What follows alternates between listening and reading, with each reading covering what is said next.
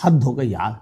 अब तो चाचा तरह के ऑप्शन आ गए सीएनजी में। हर कोई अपने आप को बेस्ट कह रहा है, कोई पिछड़ने को तैयार नहीं। किसी को लगता है डुअल सिलेंडर बेस्ट सेटअप है, किसी को लगता है अंडर बॉडी सबसे बेहतर है, और किसी को लगता है आफ्टर मार्केट लगाकर पैसे बचा ले। आखिर बेस्ट है क्या, ये जानते हैं इस वीडियो के साथ। मैं हूं आपका होस्ट अमित और आप देख रहे हैं आस्क कार गुरु।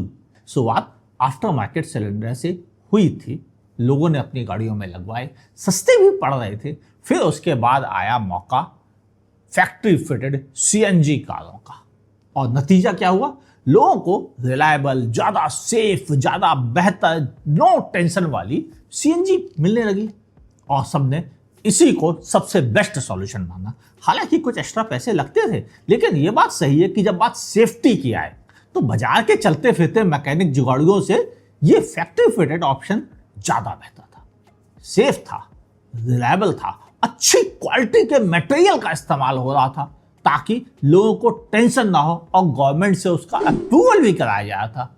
तो ये चीजें पिछली वाली जो आफ्टर मार्केट जुगाड़ वाली थी उससे बेहतर साबित हुई। मगर कंफ्यूजन आया जब एक कंपनी ने इस सिस्टम में एक बेहतरीन जुगाड़ घुसेड़ दिया।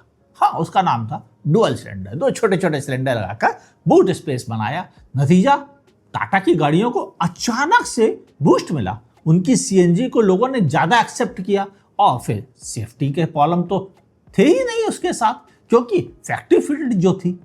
अब तोड़ इसका भी निकालना था लोगों को। कुछ कंपनीज ने डुअल सिलेंडर को अडॉप्ट कर लिया, कुछ ने कहा हम थोड़ी और बूट स्पेस देते हैं अंडर बॉडी के साथ। तो मारुति ने अपनी विक्टोर्स के साथ शुरुआत कर the under body CNG kit देने की। नतीजा, सेफ्टी, रिलायबिलिटी अब बूट स्पेस के साथ मिलने लगी। मगर एक घाटा हो गया, उस घाटे का नाम था स्पेयर व्हील। खत्म हो गया, उसके रखने की जगह ही नहीं बची। तो फिर क्या हुआ? अब लोगों को बूट स्पेस मिल रहा है, पंचर किट मिल रही है, और आपको हवा भरने वाला पंप मिल रहा है, बस स्पेयर व्हील नहीं मिल रहा। लेकिन जरूरतें पूरी हो रही हैं। वजह भी थी, अधिकतर लोगों ने इसे अडॉप्ट भी कर लिया। उसका रीजन ये था कि पिछले कुछ सालों में कारों में पंचर की समस्या काफी कम हो गई है। रीजन उसके कई सारे हैं। एक तो टायर टेक्नोलॉजी बहुत आगे निकल गई है, दूसरी रोड बड़ी अच्छी हो गई है, अब वो खड़खड़ वाली रोडें बहुत कम बची हैं, तो लोगों के टायर भी थोड़ा कम पंचर हो रहे हैं। नतीजा, लोगों ने सुकून की सांस ली इस अंडर बॉडी सीएनजी के साथ। अब बेस्ट कौन सी है, यहीं से तो सवाल शुरू हुआ, क्योंकि फायदे नुकसान लोगों को धीरे धीरे थोड़े थोड़े समझ में आ गए। तो जो आफ्टर मार्केट सीएनजी किट थी वो तो कट हो गई, क्योंकि वो सेफ नहीं थी, रिलायबल नहीं थी, भरोसे का नाम तो था ही नहीं उसके भीतर। जुगाड़ से काम चलाया जा रहा था और किसी को अपनी जान खतरे में नहीं डालनी थी। और ऊपर से आजकल सेफ्टी का जोर भी ज्यादा आया, लोग तो 5 स्टार्स पे भी उंगली उठाने लगे हैं। ऐसे दौर में unreliable, unsafe aftermarket CNG accept करना मुश्किल हो गया, और शायद यही रीजन है कि अब इनकी सेल भी घटती घटती घटती जा रही है। तो फिर अब असली फाइट बची इन तीन सिस्टम में। एक सिंगल सिलेंडर सेटअप, जो कि पहले वाला अधिकतर गाड़ियों में आ रहा है, जिसमें ज्यादा सीएनजी आती है। एक बार भरवाइए और 200 किलोमीटर की फुर्सत पाइए। हाँ, लगभग 190 या 215 किलोमीटर तक चल जाती थी ये छोटी गाड़ियों में। तो लोगों को ये ज्यादा बेहतर लगा। बोले हमें बूट की जरूरत नहीं, लेकिन हमें रेंज चाहिए, बार बार सिलेंडर की लाइन में नहीं लगना है, बार बार गैस नहीं भरानी है। उनको ये सिस्टम अच्छा लगा। दूसरी चीज, इसकी कॉस्ट भी इनिशियली डुअल सिलेंडर सेटअप से थोड़ी कम थी, तो लोगों को ये चीज अच्छे भरोसे को लगी। और मेरे अंदाज से ये उन लोगों के लिए बेहतर ऑप्शन है जिन्हें बूट स्पेस की जरूरत नहीं। अब छोटी गाड़ियों में किन में इसे अच्छा माना जाए? फ्रॉन्क्स 10-12 लाख रुपए खर्च करने हैं, बेहतर ऑप्शन है ये सीएनजी के साथ। एक और गाड़ी है सेलेरियो, वो भी बहुत बेहतर ऑप्शन है सीएनजी में। हाँ, अगर आपको बहुत ज़्यादा बूट स्पेस नहीं चाहिए, ले डालिए।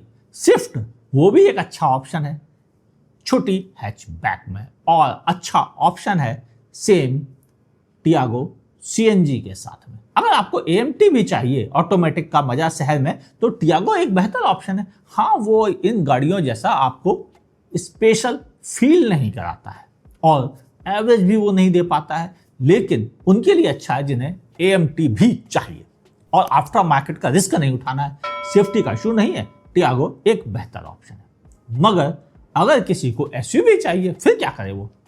देखो फ्रोंक्स एसयूवी भी है और हैचबैक भी है। चलाने में हैचबैक का मजा है, थोड़ी उठी हुई है तो एसयूवी भी कह लेते हैं उसको, तो मैंने इसे इस कैटेगरी में रखा था। मगर अब आ रही है कई और गाड़ियाँ, जैसे एक्स्टर डुअल सिलेंडर सेटअप के साथ में है, पंच, नेक्सॉन, ये सब डुअल सिलेंडर सेटअप के साथ में है। और ये गाड़ियाँ अच्छे बूट के लिए बेहतर ऑप्शन, जिनको हाईवे ज़्यादा चलना हो वो इन तीनों गाड़ियों के साथ जा सकता है। और अब पंच के साथ AMT भी आता है, तो अगर आपको शहर में ज़्यादा चलना है तो आपके लिए पंच AMT के साथ बेहतर डील है। अगर आपको हाईवे ज़्यादा चलना है तो नेक्सॉन बहुत अच्छा प्रोडक्ट है, क्योंकि उसमें आपको पावर भी मिलेगी हाईवे में ओवरटेकिंग करने के लिए, और डुअल सिलेंडर से भी बूट का सामान रखने की जगह मिल जाएगी।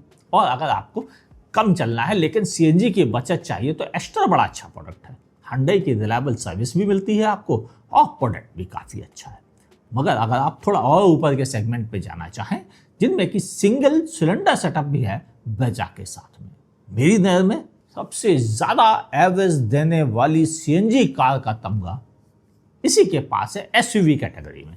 तो ब्रेजा उनके लिए बेहतर डील है जिन्हें ज़्यादा रेंज चाहिए। लगभग 190 से 200 किलोमीटर की रेंज मिल जाती है इस गाड़ी के साथ अगर आप हाईवे पे चलते हैं प्यार के साथ। तो उन लोगों के लिए जिन्हें बूट स्पेस की बहुत ज़्यादा ज़रूरत नहीं है मगर थोड़ा थोड़ा चलना पड़ता है और एवरेज ज़्यादा मायने रखता है, ब्रेजा से इनकार नहीं कर सकते। दोस्तों के साथ इस वीडियो को शेयर कर दो, क्योंकि यहाँ से पता चलेगा कौन सा CNG किसके लिए बेहतर है और कौन सी कारों पर आंख बंद करके बेट लगा सकते हैं।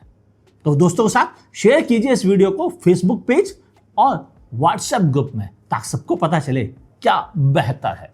हाँ, ये सच है कि अगर सेडान की बात आए तो यहाँ पर केवल 2 ही ऑप्शन है, एक तो Hyundai Aura और दूसरा ऑप्शन जो है वो है डिजायर। इन्हीं दोनों गाड़ियाँ फैक्ट्री फिटेड, इस शब्द पर गौर कीजिएगा, फैक्ट्री फिटेड CNG सेटअप के साथ आती हैं और ठीक ठीक बूट स्पेस मिल ही जाता है आपको। तो फिर इनके साथ जाने में आपको कोई ऐतराज नहीं होना चाहिए अगर आप सेडान का फायदा उठाना चाहते हैं। और ये बात बिल्कुल सही है, रिलायबिलिटी, पैसे बचाने, लो मेंटेनेंस के मामले में डिजायर का कोई जोड़ नहीं। और यही रीजन है कि आज भी लोगों को सेडान टैक्सी कोटे में ज़्यादा पसंद आ रही है डिजायर। वजह खर्चा नहीं, कमाई ज़्यादा। और शायद ये रीजन लोगों को डिजायर की तरफ ज़्यादा आकर्षित भी कर रहा है, और वो गलत नहीं है, क्योंकि डिजायर को 5 स्टार क्रैश रेटिंग भी मिल चुकी थी। मगर जब बड़ी SUV की बात आए तो 2 ही ऑप्शन है, ग्रैंड विटारा हाईराइडर या फिर नई विक्टोरस, जो कि अंडरबॉडी CNG सेटअप के साथ आती है। मैं पर्सनल एक्सपीरियंस से बता सकता हूं दोनों ऑप्शन बहुत अच्छे हैं। मेरी फैमिली में एक ग्रैंड विटारा CNG भी है। जो पुराने व्यूअर्स हैं इस बात को जानते हैं कि जब हमने खरीदी थी तो उसका रिव्यू भी आपके साथ शेयर किया था। ओवरऑल अच्छा बूट स्पेस भी मिल जाता है, सिलेंडर बड़ा होने के बावजूद, बूट में रखे होने के बावजूद। चूंकि बड़ी गाड़ी है तो आपको 3 बड़े सूटकेस रखने का जुगाड़ बन जाता था। तो जिनको टेंशन नहीं है ज़्यादा या जिनको 2-3 लोगों के साथ ही चलना होता है हाईवे पे, वो बेझिझक ग्रैंड विटारा के साथ जा सकते हैं, क्योंकि आपको पैसे की बचत मिलती है। ग्रैंड विटारा पर अच्छे डिस्काउंट भी है कंपैरेटिवली विक्टोरस के। तो ग्रैंड विटारा या हाईराइडर अगर आपको खरीदना है, ज़्यादा बूट स्पेस की भूख नहीं है मगर मिल जाता है, फिर भी उनके लिए ग्रैंड विटारा बेहतर ऑप्शन है, क्योंकि आपको स्पेयर व्हील भी मिलता है। लेकिन जिनको केवल बूट चाहिए हाईवे चलने के लिए पूरे परिवार के साथ, उनके लिए विक्टोरस अंडरबॉडी CNG के साथ अच्छा ऑप्शन है। मगर दिमाग में एक थोड़ी धुक धुक लगी रहती है कि अगर टायर फट गया तो क्या होगा। तो इस धुक धुक से बचने का कोई इलाज नहीं है, और एक ही इलाज है, चाहे तो एडिशनली स्पेयर व्हील खरीद सकते हैं, लेकिन उसे रखना तो बूट में ही पड़ेगा, तो बूट स्पेस फिर घट जाएगा। तो अब आप तय कीजिए कि आपको क्या थोड़ा सा रिस्क लेना है, एंजाइटी बना के रखनी है, मगर बूट स्पेस चाहिए, तो विक्टोरस अच्छी बेट है। मुझे मालूम था 4 CNG के ऑप्शन एक तरफ इंडियन मार्केट में CNG फैक्ट्री फिटेड गाड़ियों की लाइन लग चुकी है।